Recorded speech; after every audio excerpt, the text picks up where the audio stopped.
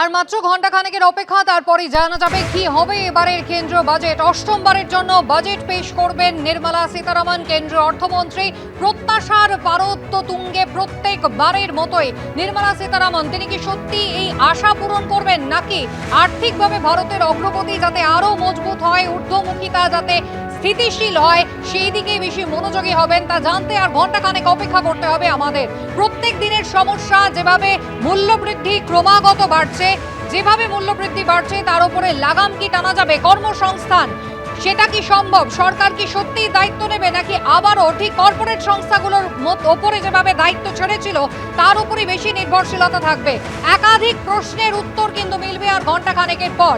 আজ সকালেই প্রায় 8:30 নাগাদ আমরা দেখলাম একেবারে নর্থ ব্লকে কেন্দ্রীয় অর্থমন্ত্রকে পৌঁছে গিয়েছেন কেন্দ্রীয় অর্থমন্ত্রী নির্মলা সীতারামন। ট্যাব রয়েছে একেবারে সেই লাল ফাইলের মধ্যে, আর তার মধ্যেই কিন্তু আগামী 1 বছরের ভবিষ্যৎ, আর্থিক ভবিষ্যৎ দেশের নির্ভর করছে।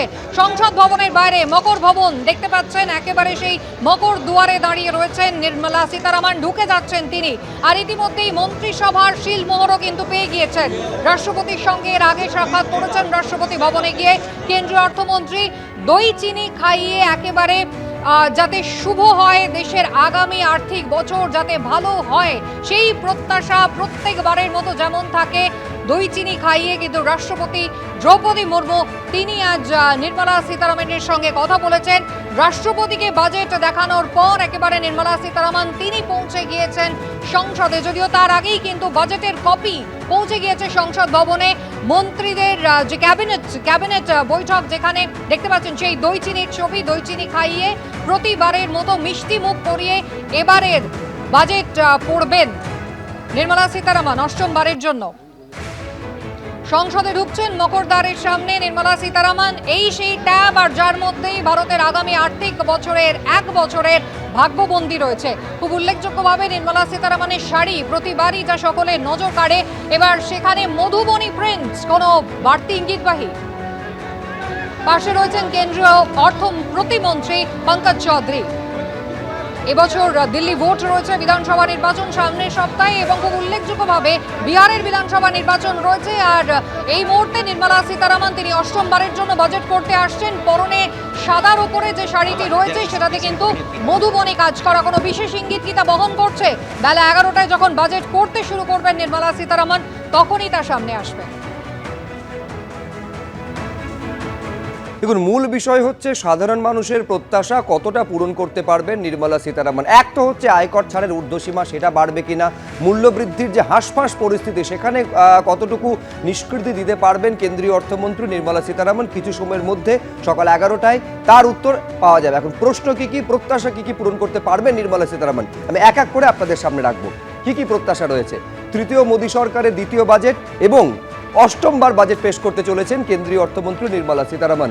এখন নজর থাকবে আয়কর ছাড় কি বাড়বে, ঊর্ধ্বসীমা কি বাড়াবেন কেন্দ্রীয় অর্থমন্ত্রী, জিনিসপত্রের দাম কমবে কিনা, মূল্যবৃদ্ধি নিয়ন্ত্রণে কি পদক্ষেপ নেওয়া হবে, জীবনদায়ী ওষুধ সস্তা করা হবে কিনা, এইটা বড় প্রশ্ন। এবং বড় প্রশ্ন, রাজ্যের ক্ষেত্রে প্রকল্প কতটা বাড়াতে পারবেন নির্মলা সীতারামন। টানা 8 বার বাজেট পেশ করতে চলেছেন তিনি। আয়কর ছাড় বাড়বে কিনা সেদিকে যেমন নজর থাকবে, আয়কর ফাঁকির যে প্রবণতা সেখানে রাশ টানা যাবে কিনা, জিনিসপত্রের দাম কমবে কিনা, মূল্যবৃদ্ধি নিয়ন্ত্রণে কি পদক্ষেপ নেওয়া হবে, শুল্ক কমিয়ে জীবনদায়ী ওষুধ সস্তা করা হবে কিনা, রাজ্যের প্রকল্প সেটা কি বাড়ানো হবে। একাধিকবার এই অভিযোগ ওঠে রাজ্যের তরফে যে রাজ্যকে বারবার বঞ্চিত করা হয়, সেখান থেকে আজকে কি বলবেন নির্মলা সীতারামন। এবং এর পাশাপাশি নজর থাকবে যে দাবি তৃণমূলের তরফে কিন্তু একাধিকবার রাখা হয়েছিল, সেটা হচ্ছে যে জিএসটি, জীবন বীমা থেকে শুরু করে লাইফ ইন্স্যুরেন্স বা মেডিক্লেমে যে জিএসটি, সেই জিএসটি হয় প্রত্যাহার করা কিংবা সেটা কমিয়ে আনা, সেই দিকে হাঁটবেন কিনা নির্মলা সীতারামন। নিঃসন্দেহে এবার সেদিকে নজর থাকবে। এখন প্রশ্ন হচ্ছে যে এই সমস্ত বিষয়গুলোর ক্ষেত্রে কতটা আলোকপাত করতে পারবেন, কতটা দৃষ্টি রাখতে পারবেন। আমি এইখানে একবার পঙ্কজ রায়ের কাছে আসতে চাইবো। দেখুন, এইটা অনেকে বলে থাকেন যে অর্থনীতি, আমাদের দেশে তো বিশেষ করে অর্থনীতি কখনোই রাজনীতি বিবর্জিত হতে পারে না। গতকাল যখন বাজেট অধিবেশন শুরু হচ্ছে তার আগে সাংবাদিকদের মুখোমুখি হয়েছিলেন প্রধানমন্ত্রী নরেন্দ্র মোদী এবং তিনি বলছেন যে লক্ষ্য তার হচ্ছে যখন স্বাধীনতার 100 বছর পূর্ণ হবে 2047, তার মধ্যে দেশকে বিকশিত ভারত এই জায়গায় তিনি নিয়ে আসতে চাইছেন। এইখানে আমি রাখতে চাইবো পঙ্কজ রায়ের কাছে, গতকাল অভিষেক বন্দ্যোপাধ্যায় এটা বলছেন পঙ্কজদা যে এই সরকার যতদিন থাকবে কোনো কিছু প্রত্যাশা করা এই বাজেট থেকে সেটা ভুল হবে, মূর্খের স্বর্গে বাস করা হবে। সেটা হচ্ছে যে আমরা তো যদি রাজ্যের বাজেট নিয়ে আলোচনা করছি না, তাহলে অভিষেক বন্দ্যোপাধ্যায় জানা উচিত যে পশ্চিমবঙ্গের যে বাজেটটা হচ্ছে সেই বাজেটটার 55% সেন্ট্রাল গ্র্যান্ট এবং গ্র্যান্টিং এড দিয়ে আসে, অর্থাৎ রাজ্যের নিজস্ব সংগ্রহ থেকে মাত্র 45% আসে।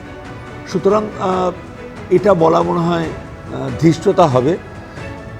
বিষয়টা হচ্ছে যে আমরা আমাদের এই যদি আমরা 1 দশকের সময় যদি বলি, তাহলে আমাদের যে ইনফ্রাস্ট্রাকচার, যে 11% যে ট্যাক্স এক্সেমশন লিমিট, তার যে সীমাটা 2 লক্ষ থেকে 7 লক্ষ টাকা সেটা হয়েছে। ইনফ্রাস্ট্রাকচারের স্পেন্ডিং 1.57 লাখস থেকে সেটা 44.3 ক্রোর্স লাখস হয়েছে। ওয়েলথ ক্রিয়েশন 13 ক্রোর্স লাখস থেকে শুরু করে 320 লাখস ক্রোর্স হয়েছে। আবার ফরেক্স যে রিজার্ভটা সেটা $50 বিলিয়ন থেকে $350 বিলিয়ন ক্রস হয়েছে। কি করা হয়েছে, কিন্তু একটা দেশ ডেভেলপ বা বিকশিত তখন হয় যখন অন্তত 1 দশক অর্থাৎ 10 বছর তার আর্থিক বৃদ্ধি 8% থাকে। এখন দেখা যাবে যে আজকের এই বাজেটে তার কোনো দিশা নির্মলা সীতারামন রাখতে পারেন কিনা।